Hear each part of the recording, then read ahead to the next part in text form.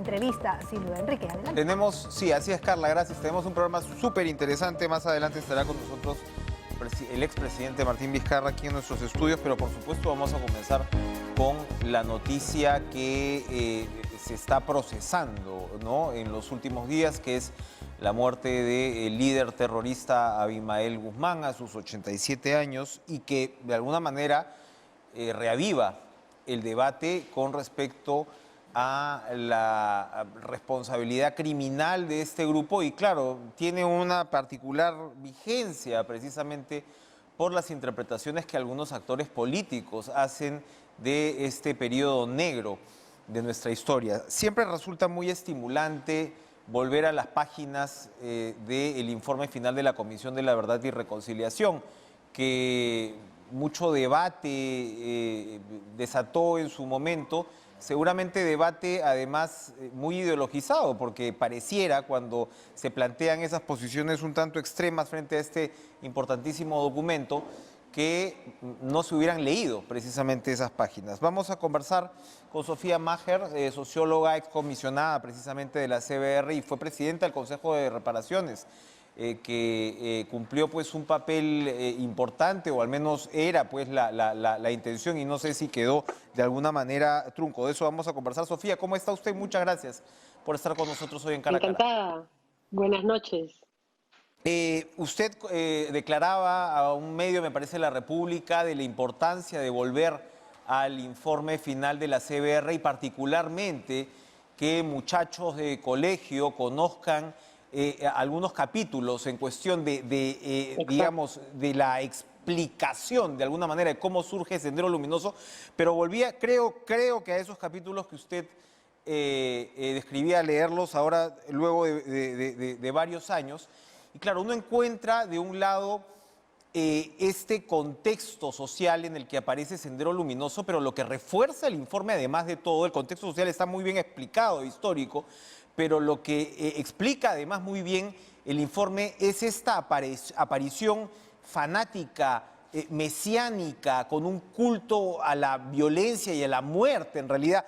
Es muy, y acá termino para no extenderme más, pero es muy realmente gráfico cuando se describe el proceso histórico de nuestro país, particularmente en el siglo XX, con los cambios sociales y demás, transformaciones pues importantes, que igual tenías estas brechas sociales, estas desigualdades, y me quedo con este párrafo sencillamente. Lo que está ausente entonces en todo ese proceso, en las décadas previas al estallido de la violencia en 1980, a pesar de toda la convulsión social, es la voluntad de matar. Menos aún de matar masiva y o sistemáticamente, ni de parte del Estado, ni de parte de los campesinos, ni de los principales partidos políticos. La dirección de Sendero Luminoso tuvo que concentrar sus energías en inocular esa voluntad, en primer lugar en sus militantes, y luego en provocar al Estado y a la sociedad en su conjunto para que la muerte se vuelva, por así decirlo, un modo de vida. Muy impactante realmente, lo que nos devuelve más allá de todo el debate a la responsabilidad personal de un personaje como Guzmán. Así es, porque Guzmán lo que desarrolla es una moral, así como desarrolla un mundo paralelo, una realidad paralela que no tenía nada que ver con el contexto. En el 80 estábamos por primera vez yendo a elecciones después de 12 años de dictadura militar, era primera vez que votaban los analfabetos, y sin embargo ellos inician su lucha armada a contracorriente de donde iba la sociedad, pero es eso, ¿no? Es la construcción de una moral que justifica cualquier medio para tomar el poder y hacer la revolución, ¿no? Y ahí cómo se crea entonces un pensamiento en el que el aniquilamiento, el terror, ¿no?, la eliminación física del enemigo es como justificada y permitida frente a su deber histórico, ¿no?, de hacer la revolución en el mundo. Esa es una cosa tremenda, ¿no? O sea, el pensamiento Gonzalo y el extremo al que llegó Sendero Luminoso, utilizando el terror, utilizando el aniquilamiento, ha sido una experiencia que no la ha tenido ningún grupo armado en la región. Es tremendo, pero es algo construido, ¿no? Y eso es lo que hay que deconstruir. eso es lo que hay que, que develar. O sea, cuando alguien te dice, o una organización como Moadef, que reivindique el pensamiento de Gonzalo, está reivindicando eso. Y eso es lo que nosotros tenemos que poner en evidencia, ¿no? O sea, esa construcción de una manera de entender la política con el totalitarismo o sea, el pensamiento único, ¿no? Y aquel que está fuera de su pensamiento debe ser eliminado, sometido. Es muy importante lo que usted señala porque, a ver, parte del debate político lo hemos visto por ejemplo, a mí me impactó un tuit como el del señor Vladimir Cerrón, ¿no? Que dice algo así como, mientras persistan las desigualdades, ¿no? Tendremos el riesgo, ¿no? De que aparezca esto. Pero lo que usted refuerza acá, ¿qué duda cabe que existen desigualdades en el Perú? ¿Qué duda cabe que hay brechas sociales? ¿Qué duda cabe que hay pueblos postergados precisamente como Ayacucho, que es donde se da el epicentro del terrorismo? Pero lo que usted vuelve a describir pues es muy importante. Estamos hablando de una persona que induce al genocidio, que construye a partir de una ideología fanática, y usted muy bien lo dice, es una suerte de injerto que no tenía además que ver con nuestra propia realidad. O sea, Sendero Luminoso termina siendo un movimiento, se podría argumentar, racista, discriminador, que desprecia, para empezar, la propia cultura comunitaria del campesinado altoandino, ¿no? Y introduce pues esta variante maoísta donde el líder del partido pues era una especie de semidios. Usted hablaba ahora de cómo de construir esto, cómo tomar un punto, un momento como el actual para reintroducir el debate de la mejor manera posible. Sí, yo creo que es importantísimo, o sea, aprovechando este acontecimiento que se vuelvan a discutir cosas, porque, claro, ya no estamos en un momento como el de Sendero Luminoso que está aniquilando, que está poniendo coches bombas y matando indiscriminadamente a la gente, pero ha dejado una manera de hacer política, una manera de entender la forma en que debes de atender los problemas sociales del país. Y qué es lo que tienes que trabajar, me parece que es lo que deja Sendero Luminoso. Uno, el pensamiento único, ese que no puede admitir, ¿no?, ninguna discrepancia ni que nadie se salga de ahí. Y eso no lo vemos solo en la izquierda, lo vemos también en algún sector de la derecha. Entonces, esa mentalidad de extremar, ¿no?, las contradicciones y las vuelve absolutas y que hace irreconciliable una convivencia, o es irreconciliable el entendimiento. Eso no puede ser aceptado. Otro tema me parece que tiene que ser trabajado, discutido, que nos deja el pensamiento Gonzalo, es que no reconoce los derechos individuales. O sea, el partido es el que define qué es lo que se tiene que hacer y somete. No hay derechos individuales, no hay libertad de expresión, no hay libertad de culto, no hay libertad de pensamiento que pueda significar algo diferente a lo que ha ordenado y prescrito o dicho el partido. Y el caudillo habla a través del partido, ¿no es cierto? Y por último, es eso de la realidad paralela que ya hablamos, ¿no? Si empezamos a desmenuzar lo que es el pensamiento Gonzalo, que ya no estamos en un extremo de la lucha armada, ya fueron derrotados, pero sí, cuando hablamos del pensamiento único, de no derechos individuales, el partido, hay que someterse a la orden del partido, la realidad paralela, ¿no?, que no se mueve con el contexto, sino es con lo que tú fabricas, eso suena bastante a lo que estamos viviendo ahora. O sea, por más que no estemos en un momento revolucionario de lucha, ¿no?, con guerrillas o con combatientes atacándonos con armas, sí encontramos todos estos componentes en algunos sectores de la política actualmente, ¿no? Por eso es tan importante tan importante que nuestro gobierno deslinde con total claridad frente a este pensamiento y esta forma de proceder y de entender la política que es el pensamiento Gonzalo, ¿no? Exactamente, es un filtro. Y eso hay que enseñarlo a los chicos, hay que enseñarlo a los chicos, hay que ponerlo en el colegio. Esos dos capítulos que tú hacías referencia, uno es en el tomo 2, que es la historia de Sendero, quiénes son, cómo se construye, cómo se organizan, y en el tomo 8, que explica por qué fue tan violento, y es esta parte de la construcción de una moral que justifica, ¿no? El fin justifica los medios, y puedes hacer cualquier cosa, ¿no? Así es, realmente impactante. Uno como reportero ya pues hace varios años, van a ser 20 años, ¿no? Del informe final, los que cubríamos en ese momento las audiencias, demás, podías ver incluso cómo los propios pueblos parecían enfrentar un pasado que había ocurrido ayer, ¿no? Las diferencias, los resentimientos, las distancias entre los propios pobladores, el grado de daño, de horror que se causó, pero termino con esta idea, lo que también, y esto tiene que ver con la intolerancia ahora,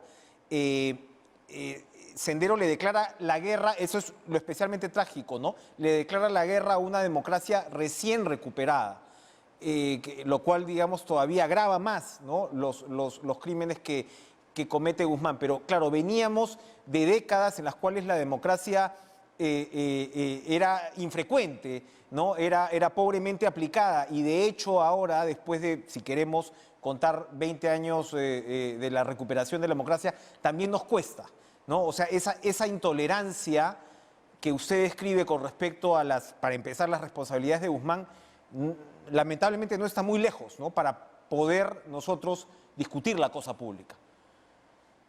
Exacto. Y también no permitir el uso político que desvirtúa una reflexión seria sobre lo que significó y lo que significa y sigue significando el pensamiento Gonzalo en nuestra realidad peruana. Yo creo que eso es fundamental debatirlo, confrontarlo y, y juntarnos, ¿no? O sea, tenemos que buscar un entendimiento entre entre los diferentes sectores de la sociedad y sus expresiones políticas. O sea, por supuesto que hay posturas diferentes, o sea, hay maneras de entender la cosa pública diferente y son opciones diferentes. Ahorita ha ganado el partido de Castillo y tiene con una postura frente a cómo enfrentar los problemas del país.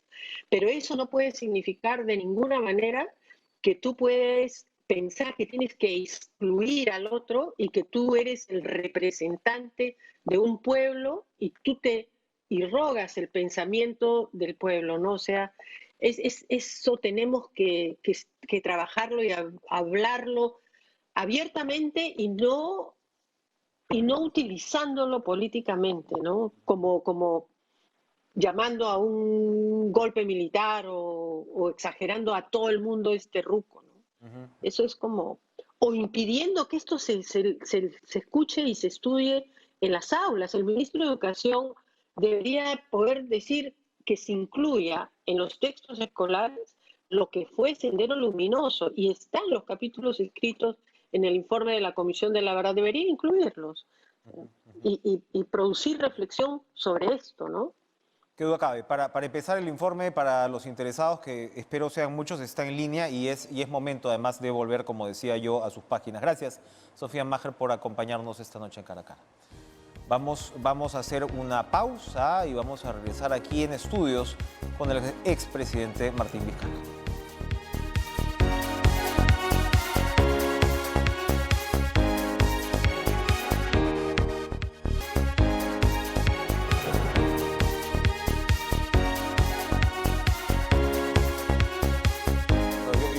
Yo que soy un tímido tuitero, porque hay que estar en Twitter, pero digamos que no tengo la actividad que debería tener, ¿no? Avisado de esta entrevista hoy y bueno, no para, he tenido que apagar el otro aparato, así que interés sin duda hay, expresidente Martín Vizcarra, gracias por estar en nuestros estudios. No, Enrique, al contrario, muchas gracias por la oportunidad. Estoy aquí en un medio de comunicación masivo después de 3 meses.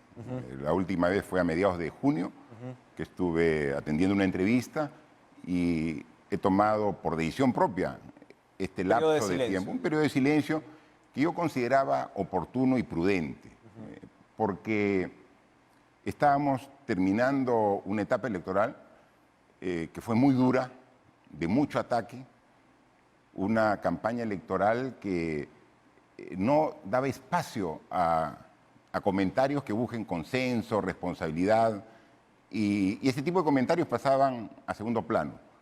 Y luego ya venía la toma de mando del presidente Castillo y consideramos que para el inicio de su gestión cualquier opinión podía tomarse a mal y debería ir a sentarse en su cargo, empoderarse como presidente, y por eso decidimos guardar este silencio que hoy nos da la oportunidad de poderlo superar. Vamos a volver a este tema porque, claro, por lo general los gobiernos se evalúan a los 100 días, pero ya hay todo tipo de interpretaciones. Pero a ver, vamos a lo inmediato con respecto a su caso. Usted fue congresista electo y fue inhabilitado por el Congreso por el tema, lo estábamos recordando antes, de la pausa por la vacunación irregular.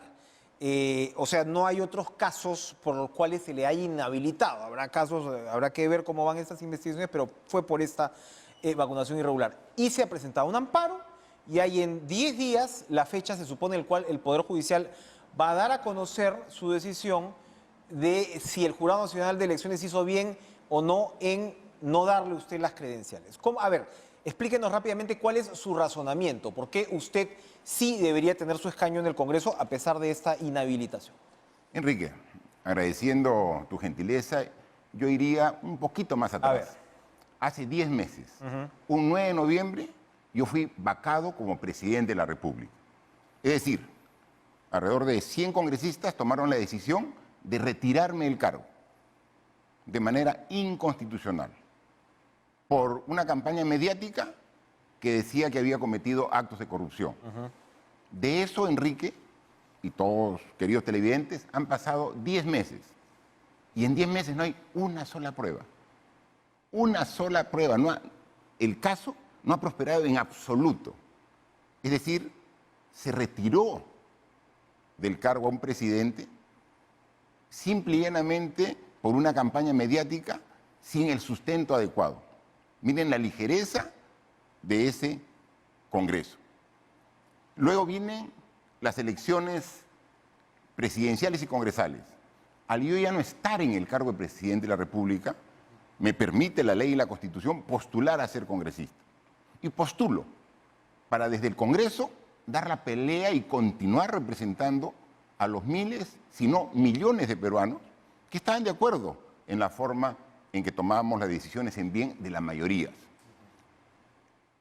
Postulo, igual, una campaña electoral de ataques. Fui el candidato al Congreso que tuvo más tachas y más intentos de sacar de camino. Pero finalmente accedimos a ser candidatos y logramos la más alta votación del Perú. Ese mismo Congreso, no contentos con habernos vacado del cargo de presidencia de la República, con todas las consecuencias que conocemos, nos inhabilita sin ninguna justificación. No hay un proceso firme, no hay una sentencia, no hay absoluto. Es solamente producto de una venganza política. En consecuencia, por eso es que nosotros hemos acudido al Poder Judicial, a un tribunal constitucional, para que puedan revertir esta situación. Yo, con mi abogado, hemos hecho una demanda al Congreso de la República por esa decisión que tomó. Pero demora, miren, ya van 5 meses de la demanda de amparo y ahorita ni siquiera convoca para tomar una decisión al respecto. ¿El Congreso actual podría desinhabilitarlo? ¿Podría retroceder en esa decisión o cómo es esa figura? Yo creo que cualquier decisión puede ser revertida por la misma instancia, por el mismo nivel. Pero nosotros hemos ido hacia el Poder Judicial porque no se cumplió el debido proceso, fue ilegal, fue inconstitucional. Pero miren, una ciudadana que no tengo el gusto de conocer, presentó otro amparo. Ese es el que se El está amparo viendo. que yo he presentado es contra el Congreso anterior por la decisión que tomó. Pero una ciudadana ha presentado un amparo contra el Jurado Nacional de Elecciones, porque sustenta la ciudadana que yo tenía derecho de ser elegido y la población tenía derecho de elegir. Y fueron más de 208.000 ciudadanos que tomaron esa decisión y no se está tomando en cuenta la decisión que permite la democracia tener a sus autoridades. Hay un antecedente acá que es el de la misión electoral de la Unión Europea, ¿no? Usted presentó, ¿no? Acusó, me parece, ¿fue al jurado o al Congreso de interferir? Quien interfirió es el Congreso de la el República. Congreso. Entonces, ¿no? lo que dijo la misión de la Unión Europea sobre su caso, dijo en la página 40, tras la decisión del Congreso de inhabilitar al expresidente Vizcarra para ejercer cargos públicos durante los próximos 10 años, el Jurado Nacional de Elecciones acordó no declararlo miembro electo del Congreso. Vizcarra se presentó a las elecciones congresales en la lista de Somos Perú por Lima y se convirtió en el candidato más votado de la circunscripción con 208.367 votos preferenciales. El Congreso decidió sobre este asunto 4 días después de las elecciones del 1 de abril. La misión electoral de la Unión Europea considera que el acuerdo del Jurado Nacional de Elecciones priva a los votantes de que el candidato de su elección se instale plenamente en el cargo y no tiene en cuenta su voluntad expresada en las elecciones. Además, menoscaba la función del Jurado Nacional de Elecciones de proclamar a los candidatos elegidos tal y como establece la Constitución. La resolución del jurado fue aprobada por 3 de sus 4 miembros. Sí. Eso dijo la Unión Europea. Claro. Hay otra instancia internacional, estábamos hablando de la Comisión Interamericana, que no sé si se ha... Este es el informe. Sí. ¿no? Este es el informe de la misión de expertos electorales que envió la Comisión Europea, la Unión Europea, a pedido del Jurado Nacional de Elecciones. O sea, es el propio Jurado Nacional de Elecciones el que pide una misión de expertos para que verifique todo el proceso electoral. Y es esta misión de expertos quien dice, está mal lo que has hecho, jurado. O sea, tú debiste respetar la voluntad de estos 208.000 votantes que querían verse representados por el presidente, el expresidente Martín Vizcarra, ahora como congresista. ¿no?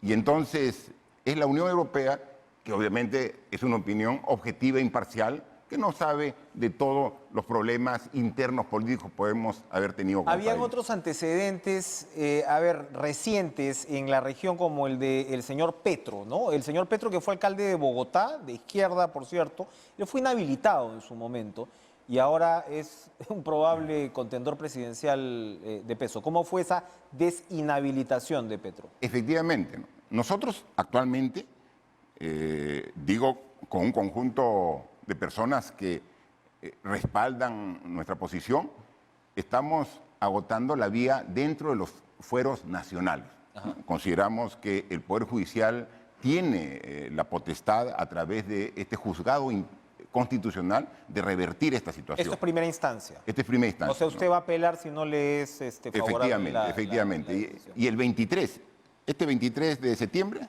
el día de la primavera, ha convocado la jueza a una audiencia única para definir este tema. ¿no?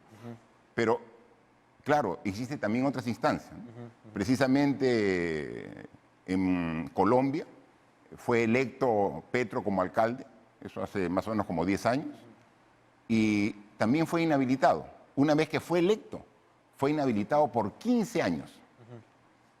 Él elevó su queja a la Corte Interamericana de Derechos Humanos.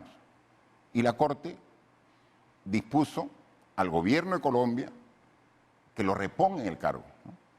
Acá es una inhabilitación también después de las elecciones. La Sí. suya es una inhabilitación después También de después de las elecciones. Eso es clave, ¿no? Eso es crucial. O sea, Eso porque es digamos, clave, así es. acá tendrías un referente, Muy- digamos, de derecho internacional. Así es. Y porque le dice, e incluso la Corte, los especialistas de la Corte dicen, porque ustedes lo han inhabilitado y el señor Petro, alcalde de Colombia, de Bogotá en Colombia, no tiene ninguna sentencia. Entonces ustedes no pueden tomar una decisión de este tipo sin una sentencia. Es exactamente igual a mi caso, ¿no? Pero Resolverá el Poder Judicial, usted tomará la Así es. decisión.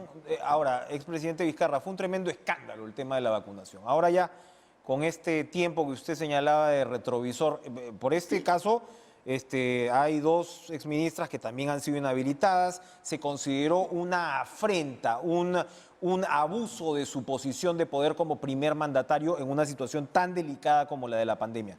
¿Qué le dice ahora usted a la población? Nosotros en su oportunidad fuimos absolutamente claros, como siempre somos con la población. Recuerden toda la época de la pandemia. Hemos estado día a día dando la cara, dando las buenas, las malas noticias, las medidas difíciles que teníamos que tomar todos los peruanos, todos los días. Y así, en su oportunidad le dijimos que no haberlo dado a conocer en ese momento fue un error. Y pedí disculpas por ello.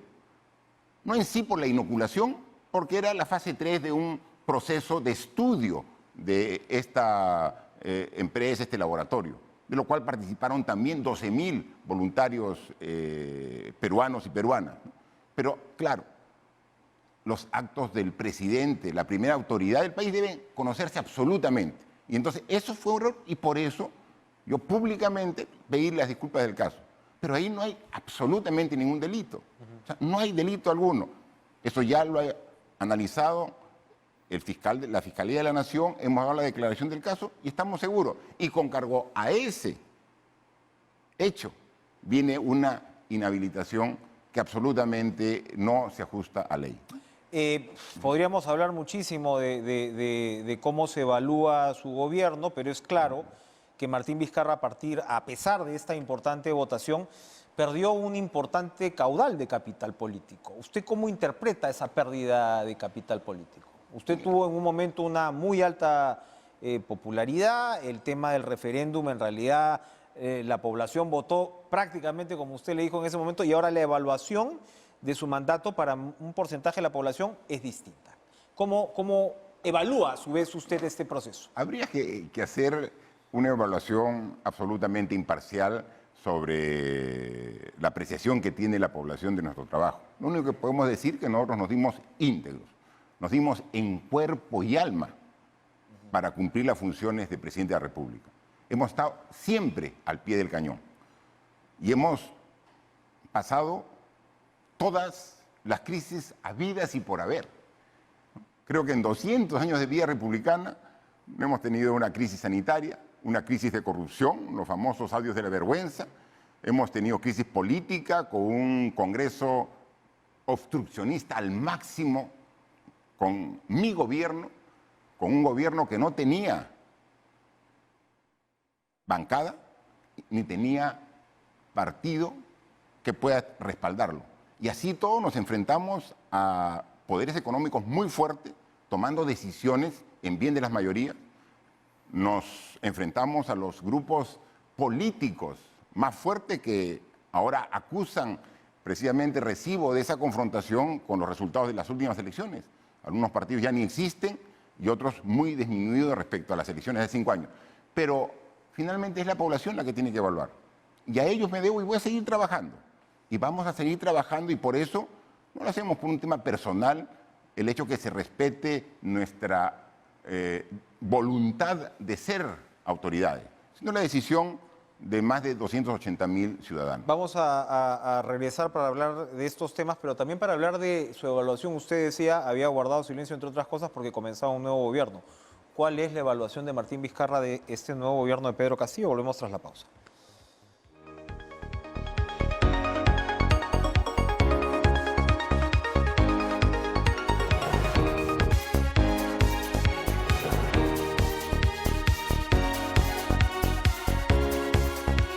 Vizcarra es presidente de la República. Quiero aprovechar el tiempo lo mejor posible, pero ahora que hablábamos de las complicaciones que tiene el Congreso, ¿cómo evalúa usted una decisión que fue la de finalmente impulsar la no reelección de parlamentarios? ¿Cómo la ve ahora? ¿Cómo la evalúa ante la aparente falta de liderazgo que podemos ver en el Congreso, muy ligado a la falta de experiencia, ¿no?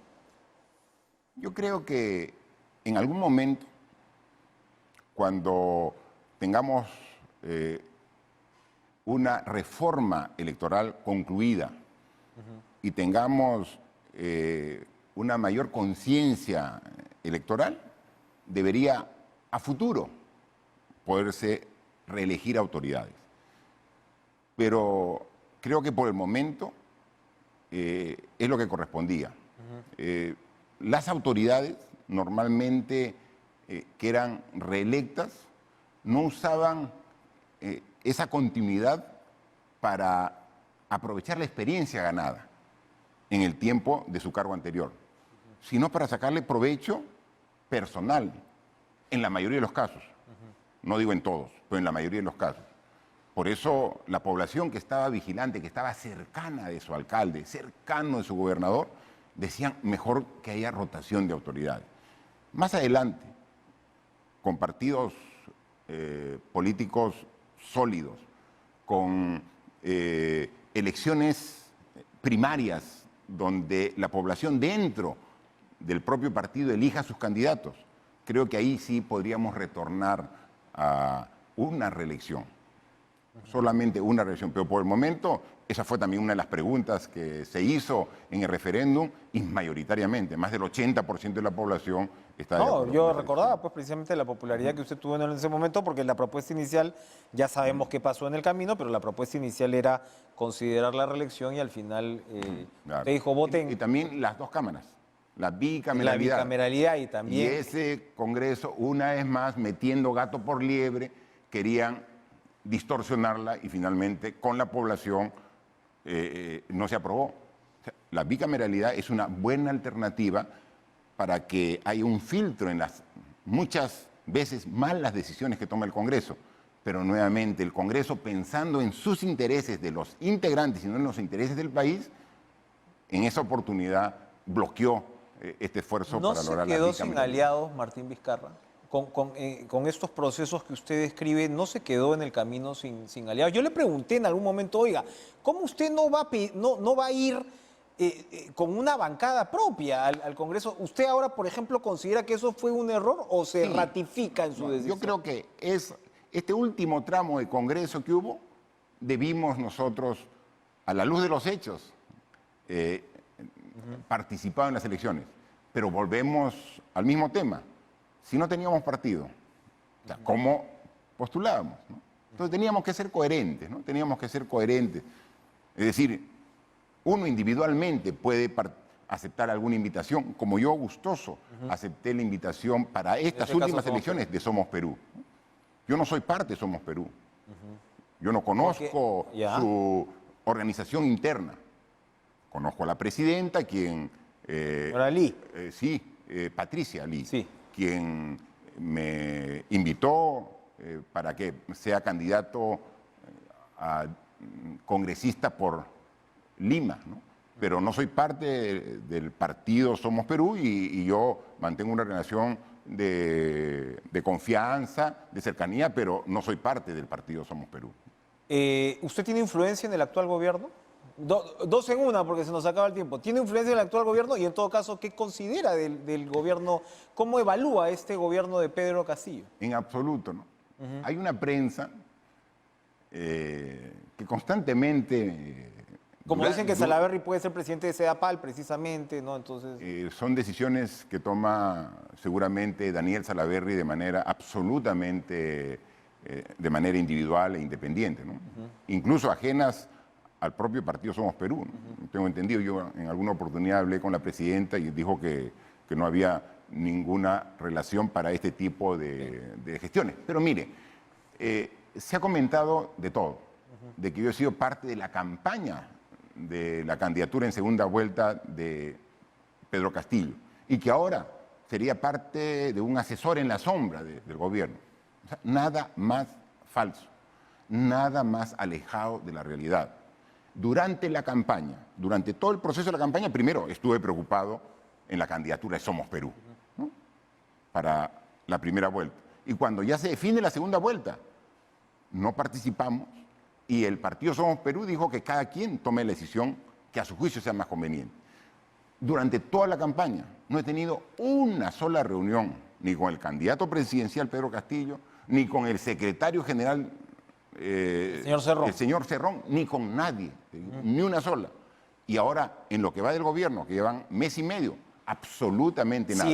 Si es así, ¿cómo ve entonces con la distancia del caso el desempeño Con de este esa gobierno? distancia que me permite ser absolutamente imparcial y opinar como cualquier ciudadano, veo con suma preocupación. Veo un gobierno que no tiene rumbo, veo un gobierno que lo más importante no tiene liderazgo. Un gobierno debe tener una cabeza clara, definida. En mi gobierno nadie dudaba que quien tomaba las decisiones era yo. Las buenas. Y cuando me equivocaba, las malas. Yo las tomaba y asumía la responsabilidad. Tiene que haber un liderazgo que finalmente delega en los ministros, en los directores y, en fin, en los profesionales. Pero tiene que haber una cabeza. No va a ir a ningún sitio un gobierno con dos cabezas. Y tenemos nosotros un gobierno bicéfalo, que tiene dos cabezas. Cerrón es la otra. Por supuesto. Entonces tenemos el presidente del Perú y tenemos el secretario general del partido de gobierno. Que está bien que si quisiera apoyar, que lo haga directamente, pero sujeto al liderazgo y a la jerarquía del presidente de la República. O sea, vemos a un secretario general que muchas veces vía Twitter le enmienda la plana al presidente y que va contra las decisiones. Hoy he visto un comunicado del partido, de la bancada. De la bancada. Donde, respondiéndole al ministro de Justicia. pero llamándolo ministro invitado, no entiendo. Los invitados son en el proceso electoral. La campaña ya terminó. Claro. O sea, no podemos seguir con la misma mentalidad de campaña. Estás hablando de la lógica de un gobierno de Perú libre, desde esa perspectiva. Y no es así, es el gobierno de todos los peruanos. Y entonces no hay ministros invitados. Los ministros son ministros de Estado. O sea que si no eres del Partido Perú Libre, tienes el estatus de invitado dentro de las funciones de gobierno. O sea, si tenemos esa concepción, no vamos a poder llevar adelante. Eso debe cambiar. Y entonces tenemos problemas serios donde no se toman decisiones. San Juan del Lurigancho. Hace 9 días, con problemas de agua, del aniego. ¿Y dónde están las autoridades? El presidente en su tierra, que está bien que vaya a su tierra, pero que vaya y regrese en el día a seguir trabajando. ¿No? Tenemos Ahora mismo la disputa con Abimael Guzmán, el cadáver de Abimael No Guzmán. puede ser. Hay que rechazar así categóricamente el terrorismo. Y hay voces dentro del gobierno que son medias tibias.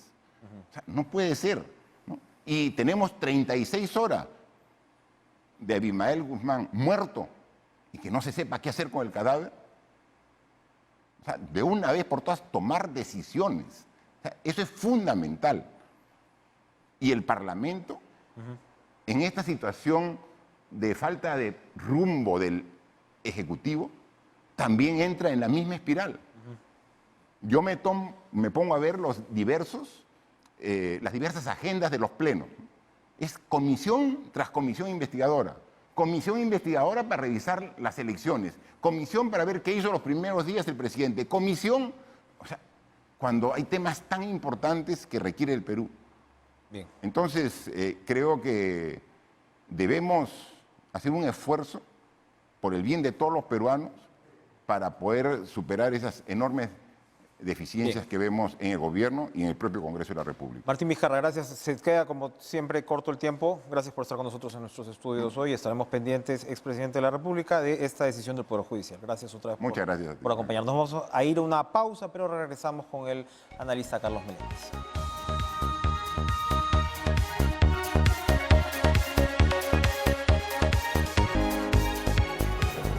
A ver, Ipsos presentó una nueva encuesta que incrementa ligeramente la popularidad del presidente Pedro Castillo. En Lima me parece que es cada vez más reducida, aproximadamente 29%, pero el promedio sube, me parece, hasta 42% de aprobación con lo que ocurre en el resto del país. ¿Cómo leer este escenario? Hay un tuit que publicó Carlos Meléndez que es interesante, a ver si lo tenemos en pantalla. Aprobación de Castillo y de Bellido suben, la de la presidenta del Congreso y el Congreso bajan, según Ipsos. Si no lo entiendes, es porque sigues atrapado en tu burbuja, #Perú. A ver, vamos con el autor del delito, Carlos Meléndez. ¿Qué tal? Buenas noches. Enrique, buenas noches. Un gusto estar contigo. Gracias por estar con nosotros. A ver, ¿cómo leemos ese tuit? Porque como los 140 caracteres a veces se nos queda corto, queremos que te explayes sobre la materia. ¿Cómo se lee esta encuesta y quién se está quedando en su burbuja? Tenemos dos países claramente y los dos países no están hablándose entre sí. Vivimos en una burbuja limeña, los que residen en Lima, en la cual obviamente, como vemos los datos de las encuestas, la desaprobación de Pedro Castillo es muy alta porque es una sociedad limeña muy sensible a los temas que tienen que ver con falta de preparación, con falta de liderazgo y con las acusaciones de terrorismo o de radicalismo que han tenido o que tienen muchos de los miembros del gobierno. Sin embargo, las sociedades regionales tienen otra cultura política, donde los medios de comunicación y las discusiones de la opinión pública son distintas. Y donde el radicalismo quizás está más aceptado, donde hay figuras que tienen una trayectoria política ya definida. Maraví, que es nuevo para nosotros, por ejemplo, el ministro de Trabajo, es una figura cuya experiencia es muy conocida Sí, claro. en Ayacucho, por Ayacucho, ejemplo. de hecho, sí. Exacto. Entonces, pues, las acusaciones de asociación con el senderismo o de tener una ideología, pues, extrema, no causan mucha sorpresa, ¿no? Es por eso es que vemos esta división entre Lima y el interior del país. Ahora, puede ser una burbuja, pero es un burbujón, ¿no? Porque claro, Lima pues es Sí. una megalópolis y efectivamente que los discursos cambian muchas veces desde las regiones y a veces cuando habían más diarios te parabas en cualquier kiosco de provincia, ¿no? Y claro, era efectivamente otro Perú, ¿no? Lo cual da cuenta, ¿no? de las brechas, de las distancias, etcétera. Pero, a ver, estos deméritos que Lima le ve a Castillo, ¿cómo se contraponen en el interior del país? ¿Cuáles son los puntos positivos que sí tiene Castillo para el peruano del interior del país? Tratando de interpretar los datos, obviamente, Sí. en base a la evidencia que existe, ¿no? Yo creo que el tema identitario es un tema muy importante para comprender la aprobación que tiene Castillo. A partir del lenguaje, el empleo del quechua de muchos de sus ministros o de sus dirigentes, el uso, la identificación con símbolos tradicionales de la cultura provinciana, son elementos que han generado una conexión identitaria con justamente una división con una imagen, con un vínculo anticentralista, antilimeño, que predomina en el interior del país. Creo que y de hecho, a ver, y no soy el primero en decirlo, el colega Javier Torres lo ha dicho en alguna oportunidad también, el presidente sí está teniendo una luna de miel, pero está teniendo una luna de miel en el interior del país, no está teniendo una luna de miel en Lima, donde fue uno de los extremos de la polarización. La luna de miel que está teniendo el presidente Castillo es en el interior del país y es precisamente en base a estos elementos identitarios, donde existe la creencia de que pues es uno de ellos, es uno de los provincianos postergados que ahora está gobernando desde Lima y que lo notamos ahora tratando también de gobernar desde Cajamarca, ¿no? Muy, muy interesante porque me acordaba de esa frasecita hecha que a veces es utilizada como chiste de que no atiendo en provincias, ¿no? Precisamente acá lo que está ocurriendo es que están atendiendo según esta definición de luna de miel diferenciada que estás viendo. Pero ¿qué pasa con Lima? Acabamos de escuchar, bueno, un personaje que tiene sus propias controversias, como el expresidente Martín Vizcarra, reclamando seguramente parte de esa percepción que se ve quienes sí desaprueban a Castillo, ¿no? O sea, basado básicamente en lo que podríamos denominar una falta de liderazgo y de lo que Vizcarra llama esta bicefalía en la percepción, ¿no? del gobierno. ¿Eso lo puede revertir Castillo desde el burbujón limeño? Lo que sucede es que Castillo tiene que gobernar para todo el país. No solamente tiene que gobernar para los sectores postergados históricamente, que son los sectores rurales, sino también en la misma capital hay sectores postergados sin lugar a dudas, ¿no? El problema es que para el presidente Castillo y muchos que están en el poder, pues hay una visión maniquea del mundo, ¿no? Lima es todo lo malo y provincias es todo lo bueno, ¿no? Y Lima es el centro de la élite política, el establishment corrupto y el interior del país están llenos de de bondades y han sido las víctimas históricas, ¿no? Es el lenguaje que tiene Castillo, es su ideología, entre comillas. Muchos del gobierno comparten esta ideología y más bien lo que se trata es romper esa ideología. Lamentablemente, ese es el discurso que ha ganado. Y Castillo tiene una visión mayoritaria de la democracia, en la cual el gobierno es el gobierno de las mayorías, a pesar que sea el 50+1 de los votos. Y en ese sentido está pues atrapado dentro de ese discurso ideológico, en vez de tener una visión más pluralista de la democracia, donde se gobiernan para todos, incluso para los limeños, ¿no? Pues claro, porque más allá de este tema de luna de miel diferenciada, es bien difícil que en el Perú puedas eventualmente tener gobernabilidad con Lima tan en contra, ¿no?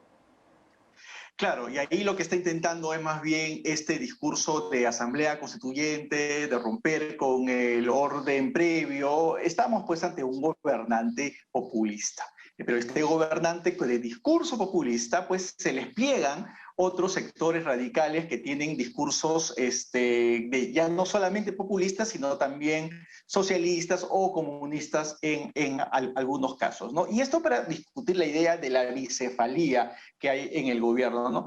Claramente el gobierno es más que una dicotomía entre Castillo y Cerrón, ¿no? Creo que hay que comprender el gobierno de Castillo como un gobierno de coalición de izquierda, pero lo cual es importante mencionar que es de izquierda, no es ni siquiera un gobierno de coalición de centro-izquierda. Es un gobierno de izquierda, donde está Perú Libre, pero donde están otros partidos políticos menores, desde Nuevo Perú, desde el Frente Amplio, desde Juntos por el Perú, están sindicatos, están gremios, y están también independientes, pero independientes de izquierda, o independientes anti-establishment, por decirlo de un modo, ¿no?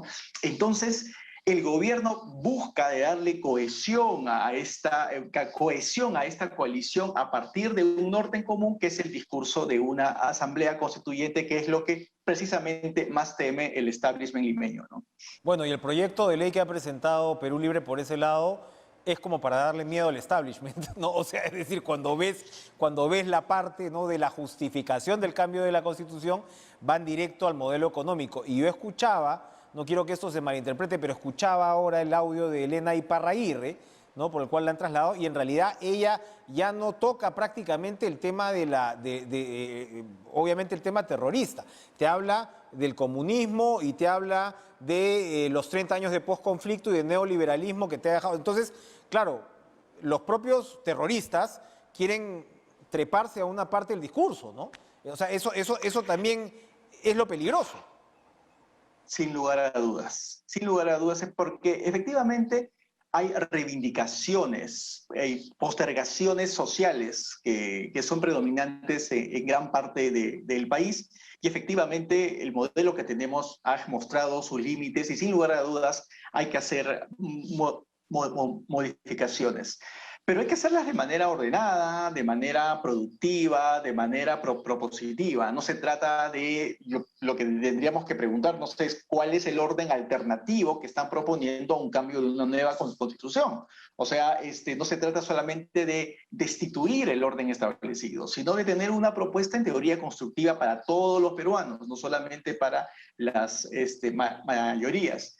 Y en ese sentido, pues, no nos queda claro cuáles precisamente son esas ideas más allá de este discurso populista que es predominante en el gobierno, ¿no? Vamos a ver si esto se va aclarando, Carlos, en los próximos días. Gracias, Carlos Meléndez, por acompañarnos esta noche. Gracias a ustedes por comenzar la semana con nosotros aquí en Cara a Cara. Los dejo con Lucho Trizano y En Pared, toda la información deportiva, y nos reencontramos mañana. Cuídense, pasen una buena noche.